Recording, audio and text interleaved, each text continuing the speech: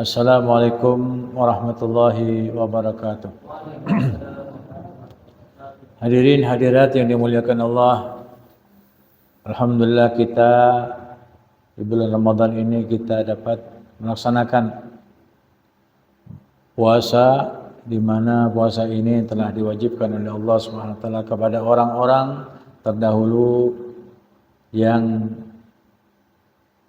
telah Allah Subhanahu wa taala janjikan kepada mereka surganya. Mudah-mudahan ketika Allah Subhanahu wa taala menghidupkan kita semuanya di bulan Ramadan ini benar-benar mengampuni dosa-dosa kita, kesalahan-kesalahan kita, dan memudahkan semua urusan kita, baik urusan masalah keduniaan ataupun masalah akhirat. Amin.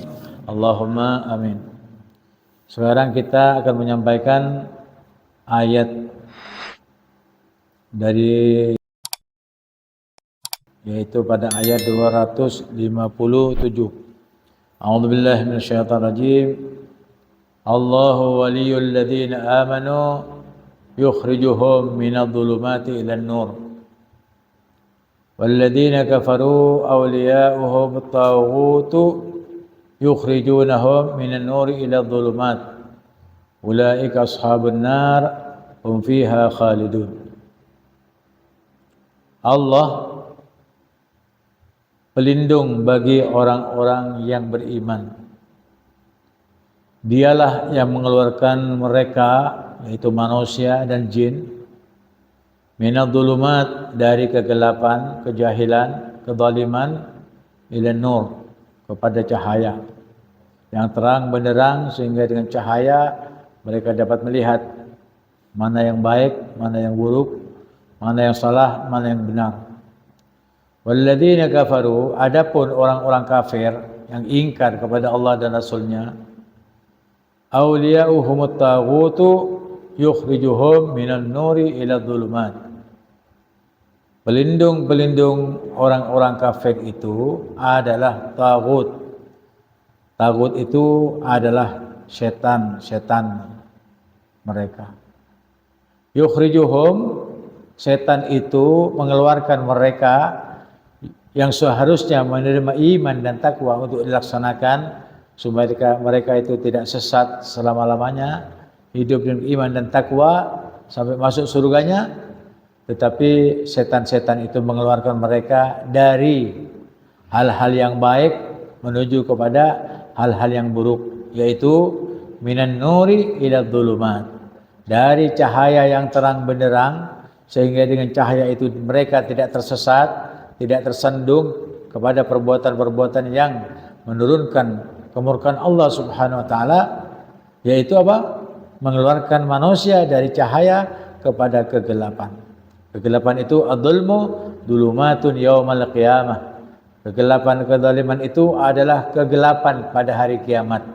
Mereka memilih masuk neraka, gelap, menderita, sakit dan tersiksa, dibandingkan dengan memilih Allah Subhanahu wa taala sebagai pelindung bagi kita dunia dan akhirat.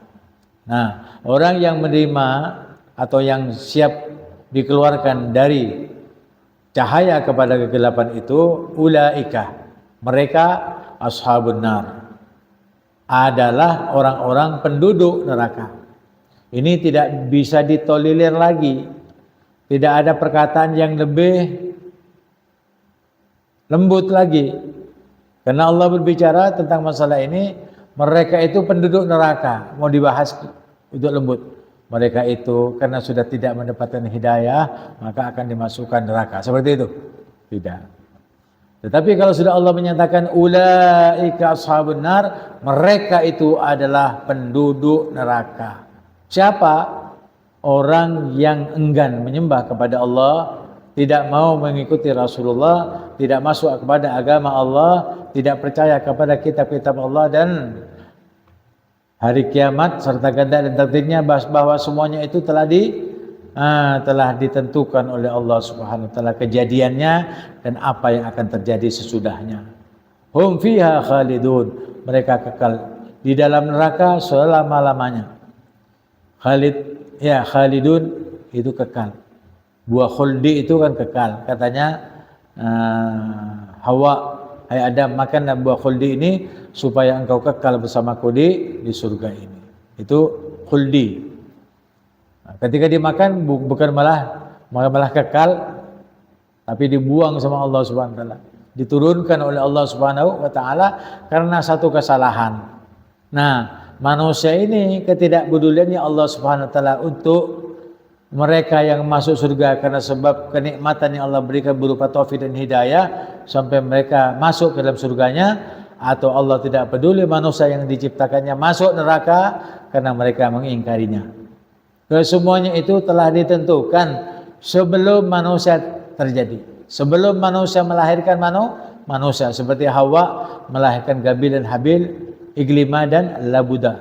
Itu semuanya belum dicipta, Allah sudah menentukan bahwa Allah tidak peduli kamu masuk surga yang beriman kepada Allah, dan juga tidak peduli bagi mereka yang ingkar kepada Allah dan Rasulullah SAW akan dicampakkan ke neraka.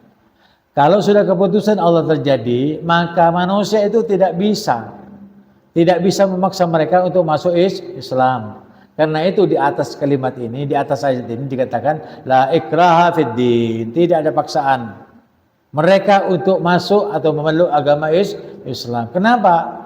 Karena mereka telah menentukan dirinya sendiri, menentukan nasibnya sendiri, bahwa mereka bahkan menantang mana neraka. Kok berbicara di neraka saja. Di dunia ini harus kita nikmati. Apapun saja yang kita mau, silakan.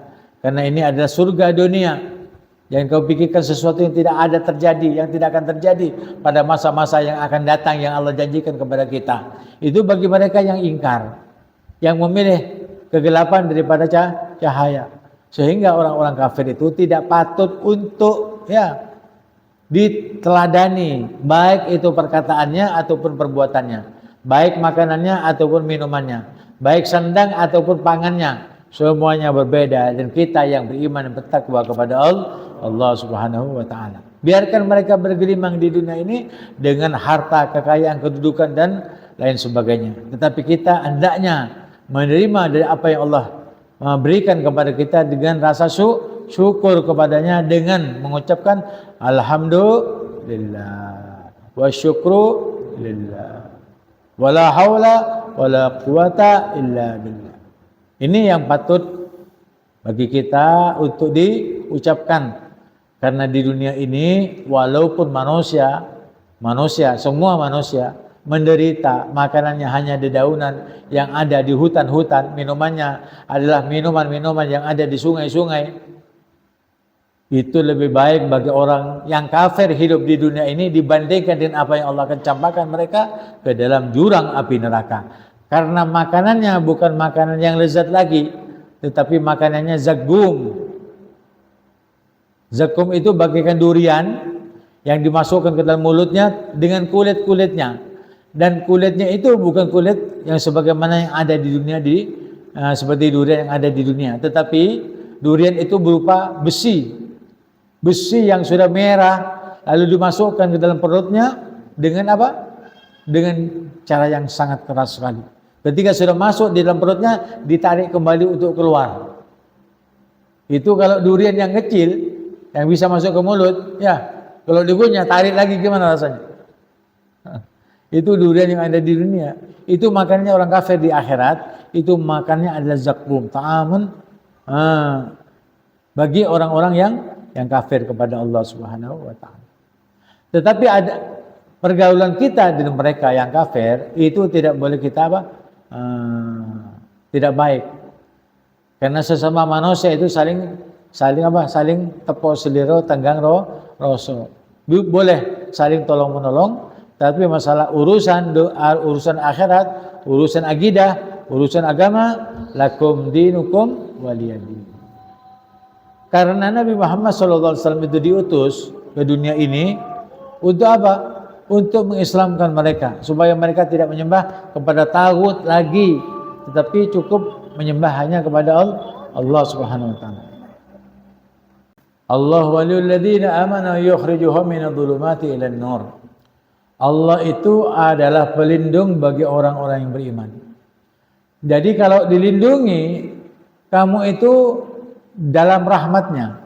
Allah melindungi manusia yang beriman itu dengan rahmat dan kasih sayangnya.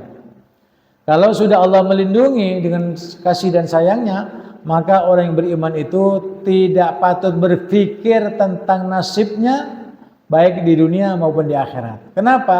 Karena ada yang melindunginya. Jadi kalau Ustaz melindungi kan gini. Ini kita ya, dilindungi sama Allah SWT. Orang beriman itu dilindungi seperti ini.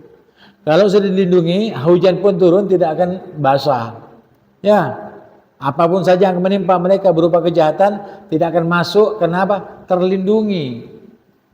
Sama dengan orang yang sudah beriman kepada Allah SWT itu terlindungi dari berbagai macam kejahatan yang dibuat oleh manusia. Makanya manusia itu ada tukang sihir, tidak. Itu kan menghancurkan nasib mereka, manusia. Tetapi orang yang beriman itu terlindungi dari hal-hal seperti itu.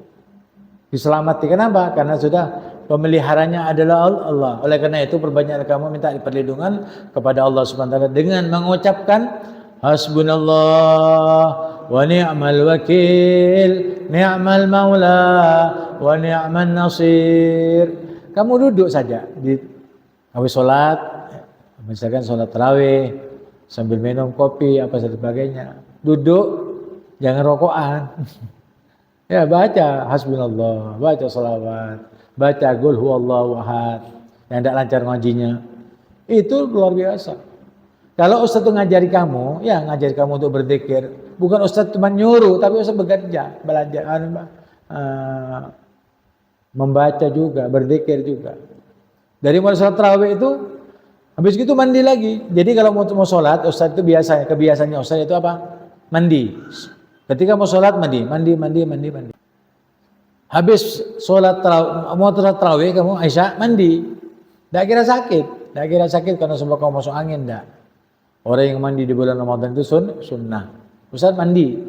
Habis itu sholat tarawih selesai, keluar dari mushalla di masjid, masuk lagi ke rumah, makan mandi lagi. Makan camilan, kopi apa saja. Mandi lagi, habis mandi dzikiran. Itu sampai subuh, habis sholat, habis baca dzikir, wirdul latif, tidur lagi. Ya, jadi orang-orang itu artinya bekerja. Ya, Ustaz habis sholat duha kan bekerja sama Allah. Habis sholat duha tidur. Ya, itu kebiasaan. Ya, orang-orang yang hanya berharap kepada Allah SWT karena pelindungnya adalah Allah, pemberi rezekinya adalah Allah. Jika kamu tinggalkan sesuatu aktivitas yang membuat kamu itu bingung di dunia hidup, maka urusanmu itu kembalikan kepada Allah dan jangan kamu mencampuri urusanmu dengan dirimu sendiri karena ada penjaganya. Itu yang dimaksud Allahu waliyul ladzina amanu. Ya, Allah itu pelindung. Allah itu betul-betul penolong bagi kita. Ya, minta tolonglah kamu kepada Allah dengan sesungguhnya, dengan sebenar-benarnya. Bukan gini. Ada orang minta tolong kepada Allah, tolonglah kami Allah, kami ini dalam begini. Tidak. Bukan begitu. Jadi perkataan itu sungguh-sungguh. Seakan-akan Allah ada di hadapan kita dan kalau tidak memberi kita akan menangis, akan meratapi diri sendiri. Paksa Allah SWT untuk memberi. Karena Allah itu rahmatnya besar. Ketor rahmat Allah SWT itu bakal dibuka oleh Allah SWT karena kasih sayangnya. Kenapa kok tidak cepat-cepat dibuka? Ya karena kesalahan dosa-dosa kita itu tadi. Oleh karena itu pada bulan-bulan Ramadan ini berikan kesempatan dirimu itu untuk betul-betul munajat kepada Allah SWT, memohon ampunan kepada Allah dan mohon rezeki yang Allah timpakan kepada kita berupa rezeki yang halal thayyibah dengan tanpa susah datang kepada kita. Dengan bersungguh-sungguh. Idza sa'alaka 'ibadi 'anni fa inni qarib.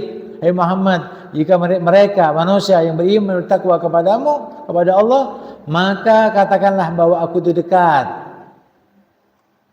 Ini qarib, ujibu da'watad da'i idza da'an. Kalau mereka benar-benar meminta kepadaku, maka aku akan kabulkan. Falyu'minu bi, karena itu berimanlah kamu, yakinlah kamu. Ya.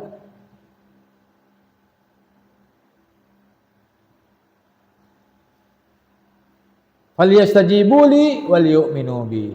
Maka hendaknya dia benar-benarlah beriman dan bertakwa kepadaku dengan apa? Perbuatan-perbuatan yang baik, lalu yakinlah bahwa Allah akan memberi. Kalau kamu yakin, nah itulah Allah mengatakan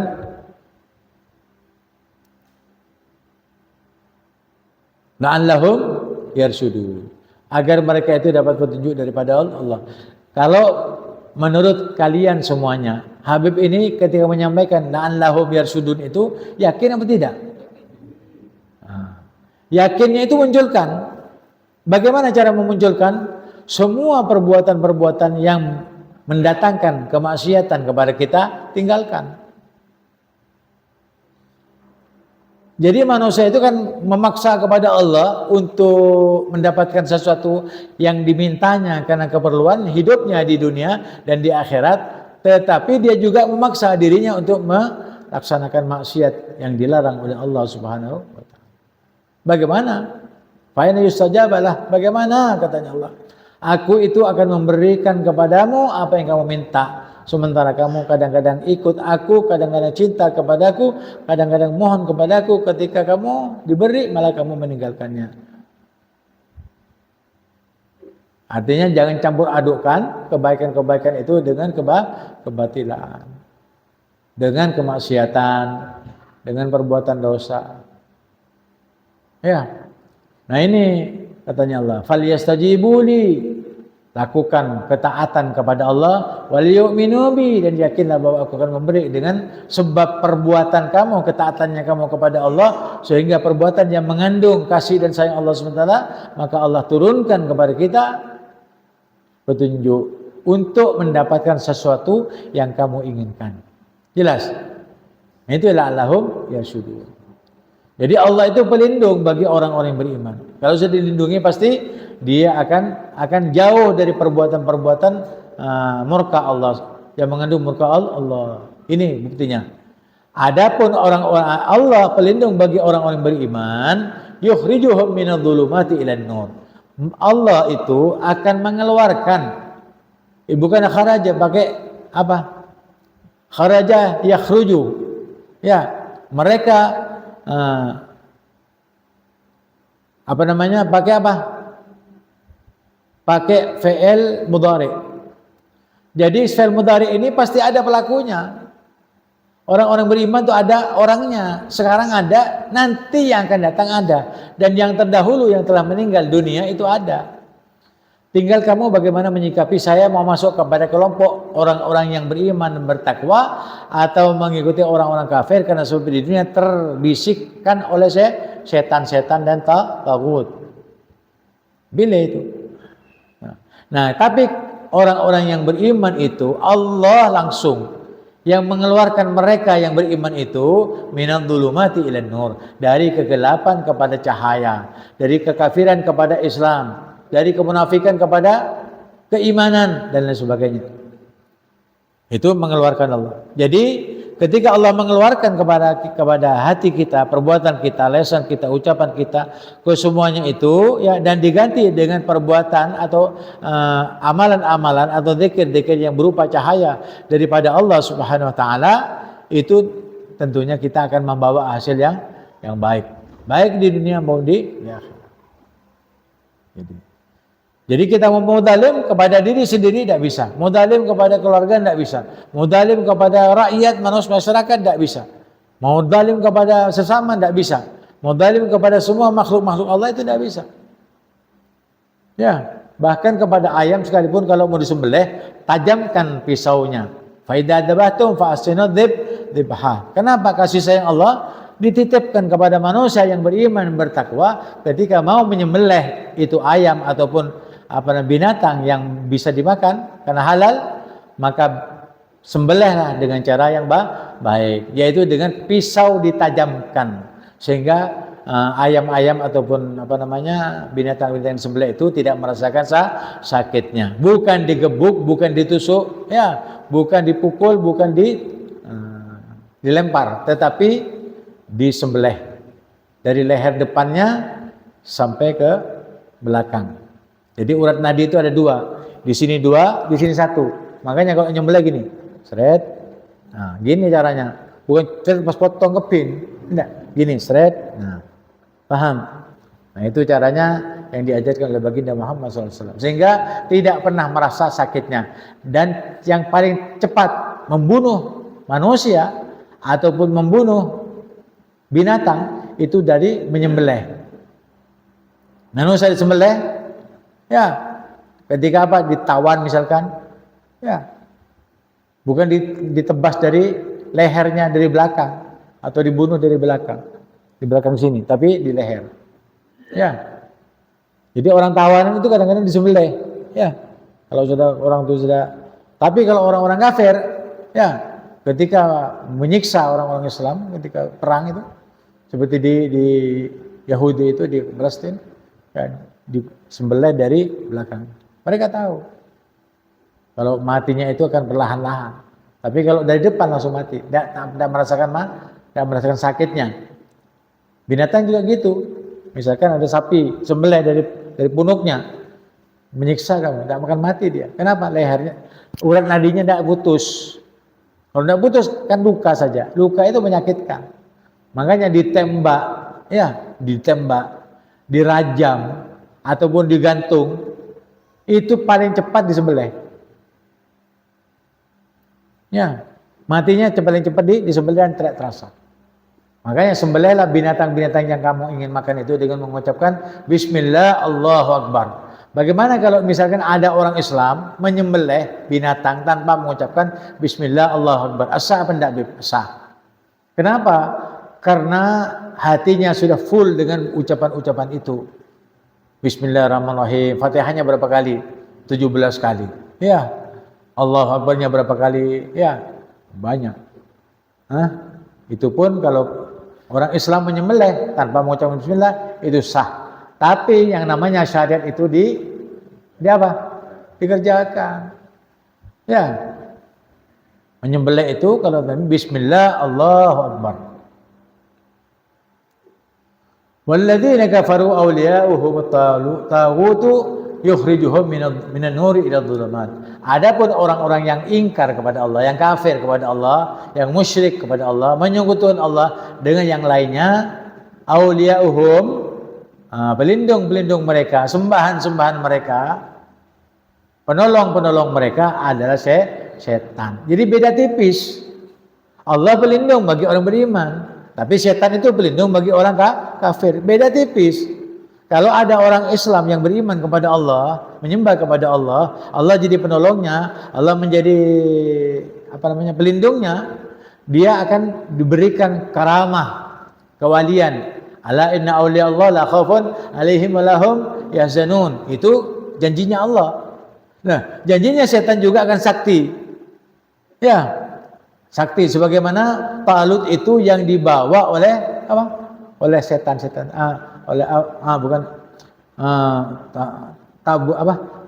Tagut itu setan. Jadi setan itu kalau membawa seseorang bisa terbang seperti lia itu ya. Manusia terbang, ya. Kelihatan terbang di atas daun, duduk berdiri di atas daun, pelepah kurma dan sebagainya. Itu sakti. Karena janjinya setan akan membuat sakti bila mana mereka menyembah kepada setan. Sama. Ya. Tapi kalau orang-orang yang beriman itu saktinya tidak dipertontonkan kepada manusia. Ya. Bagi mereka yang beriman bertakwa kepada Allah SWT itu kemudahan sebagaimana mereka mudahnya pindah dari tempat satu ke tempat yang lainnya bagaikan melipat kertas yang ada kertas lembaran. Ya. Jadi mudah, dekat. Jadi dunia itu didekatkan sama Allah SWT. Kepada mereka yang beriman, yang punya kewalian dan kesalehan. Jadi melipat bumi katanya. Jadi bumi itu yang jauh dilipat sama Allah SWT untuk dekat. Selangkah saja menjadi sampai. Sebagaimana Nabi Allah Ibrahim. Ya Allah, bagaimana aku memperkuat imanku. Melangkahlah kamu selangkah demi aku. Niscaya akan kamu menjumpai aku. Seperti itu. Jadi melangkah selangkah arti tinggalkan semua aktivitas yang berhubungan dengan manusia untuk Allah, niscaya akan kamu berjumpa dengan apa? Dengan aku. Bagaimana perjumpaannya dengan Allah SWT? Dia akan benar-benar diberikan kekuatan, keimanan kepada Allah, bahwa walaupun Allah tidak bisa dilihat dengan kasat mata, tapi hati mereka telah melihatnya dengan jelas tentang kekuasaan dan keberadaan Allah Subhanahu wa taala di dalam hati mereka. Jelas. Jadi jangan kamu memaksakan setiap kamu itu harus melihat wajah Allah, sementara kita ini busuk hatinya, masih busuk pandangannya, busuk pendengarannya, busuk pembicaraannya. Walaupun kita itu telah Islam. Makanya bagaimana mempertajam keislaman itu kepada puncaknya? Maka Islamlah dan berimanlah kamu kepada Allah. Bahkan orang yang beriman disuruh beriman lagi. Ya ayyuhalladzina amanu aminu. Hai orang-orang yang beriman, berimanlah kamu kepada Allah. Orang beriman disuruh beriman, sudah tahu. Saya beriman masih artinya pertajam. Katanya Nabi Muhammad SAW, perbaruhilah imanmu dengan memperbanyak membaca La ilaha illallah Muhammadur Rasulullah. Itu kuat iman, tambah kuat. Sama dengan pisau yang dipelihara. Kalau pisau dipelihara ketajamannya, ya diasah setiap hari. Jangan ditaruh dalam sarung lalu karat. Ya, dan tidak bisa dipakai. Kalau dipakai pasti membahayakan. Ya, walaupun kamu iris daging, tetapi dagingnya itu diiris dengan apa? Dengan pisau yang karat, niscaya akan membawa penyakit. Karena apa? Karena zat besinya masuk ke dalam, bersenyawa dengan apa? Dengan daging itu. Sehingga kalau dimasak bisa membuatkan racun-racun yang ada membuat racun di perut kita. Itu. Nah, ini orang-orang kafir punya pelindung, ya, atau pelindung mereka orang-orang kafir, orang musyrik, munafik, fasik ini adalah setan. Di tubuh orang Islam ada sifat munafik, ada sifat fasik. Nah ini kenapa? Karena mengikuti setan. Disuruh jangan makan haram. Disuruh jangan korupsi, manipulasi, korupsi, dan sebagainya. Itu kan mengikuti setan. Suruh jangan berbuat maksiat, malah dia berbuat maksiat dosa. Kan mengikuti setan itu. Bisikan-bisikan setan itu ada pada setiap orang yang hidup di dunia ini. Baik orang Islam ataupun orang kafir itu tidak bisikan. Karena memang perlakuan mereka dari hatinya sudah kafir kepada Allah. Jadi setan itu lebih ringan untuk tidak membisikkan mereka untuk berbuat jahat. Kenapa? Karena di hati mereka sudah ada benih-benih kejahatan kepada orang Islam yang beriman kepada Allah. Adapun orang-orang Islam yang ada di Indonesia khususnya itu tidak boleh kita salahi, karena mereka itu juga yang dilindungi oleh Allah Subhanahu wa taala, hidup di dunia bersama orang Islam. Kenapa? Kafir mereka itu tidak memerangi kita orang Islam yang berada di Indonesia. Adapun di Palestina, maka wajib orang Palestina itu angkat senjata untuk membela diri, membela bangsa negara, dan membela Islam. Adapun yang sekitarnya wajib jangan tidak melihat ya penderitaan orang-orang Palestina. Kita sebagai orang Islam wajib artinya membantu mereka, khususnya bagi suatu negara. Ya, negara itu sekitar Palestina itu wajib membela Palestina demi Allah Subhanahu wa taala. Ya, jadi mereka itu jahatnya bukan dari bisikan setan, tetapi dari setan-setan mereka itu tadi. Kenapa? Karena pelindung mereka, pemberi nasihat kepada mereka, ya, yang menjanjikan pertolongan kepada mereka adalah benar-benar dari dirinya, yaitu setan-setan mereka. Dan kewajibannya setan itu kepada mereka yang menjadi pengikutnya, yukhrijuhum minan nuri ila dzulumat. Mereka mengeluarkan manusia-manusia yang kafir, yang musyrik, yang munafik, yang fasik itu dari cahaya Allah, dari kebenaran, dari Islam, dari keimanan ila dzulumat, kepada kezaliman, yaitu kepada kekafiran, kepada kemusyrikan, kepada kemunafikan dan kefasikan. Bahkan mereka dijungkirkan ke dalam julang api neraka karena kekafiran dan kezaliman mereka. Nah, kalau kamu ingin tahu siapa itu ulaika ashabun nar. Mereka itulah penduduk neraka. Kenapa ashab? Kalau ashab itu adalah teman hidup itu yang paling dekat, ya, adalah istri, anak, ya, istri dan anak, bapak dan ibu, kekeluargaan, family, ya, grup familian. Jadi dalam satu kekeluargaan itu ada apa namanya? Ada bapak, ada kakek, nenek, ada suami istri, bapak, ibu, anak cucu dan sebagainya. Itu apa namanya? Kekeluargaan. Ya, dekat. Nah, kalau misalkan kekeluargaan siapa yang paling dekat dengan kamu? Istri saya, Bib. Kenapa? Setiap hari berjumpa dengan saya. Setiap hari berkumpul dengan saya. Setiap hari makan sama saya. Jadi paling dekat adalah istri dan anak. Bapak ibu, iya, karena bapak ibu adalah yang melahirkan saya. Jadi saya dekat sama. Bagaimana kakek nenek usia meninggal, Bib, saya tidak tahu. Tapi dekat. Jadi silsilahnya terus ke atas. Sampai naik kepada baginda Nabi Muhammad SAW. Sampai naik kepada Adam alaihissalam. Itu silsilah manusia ada sampai ke sana. Dan tertulis. Tetapi yang tertulis itu ya tentang masalah silsilah adalah silsilahnya Nabi Muhammad SAW sampai ke bawah. Karena kebiasaan juga mereka itu membuat silsilah dari orang Arab, tetapi semuanya terputus kecuali silsilah daripada junjungan kita Nabi besar Muhammad SAW. Itu ashab namanya, yang dekat. Nah, kalau orang-orang yang fasik ini pelindungnya adalah setan-setan, ya, taut, maka itu dekat. Yang disembah, yang menganggap memberi makan kepada dia, memberikan rezeki kepada mereka adalah setan itu tadi. Setan juga memudahkan mereka untuk mendapatkan uang melebihi kemudahan daripada yang Allah berikan kepada orang yang beriman. Kepada yang beriman itu tidak tidak serta-merta Allah SWT itu semua yang beriman itu diberi. Tetapi ada yang diberi, ada yang tidak diberi. Tetapi orang yang mengikuti tagut itu kadang-kadang ya semuanya dapat apa yang mereka inginkan, baik itu harta, kedudukan, jabatan, dan masalah keuangan murah. Ya, bagi mereka itu menghambur-hamburkan duit itu murah. Biasanya setelah orang kafir, orang musyrik, setelah itu orang fasik, kenapa? Karena kan mereka tidak peduli bagaimana cara mendapatkan uang. Yang penting mereka hidup kaya raya, berfoya-foya, dan mengharap masuk surga. Ini juga bisikan daripada setan.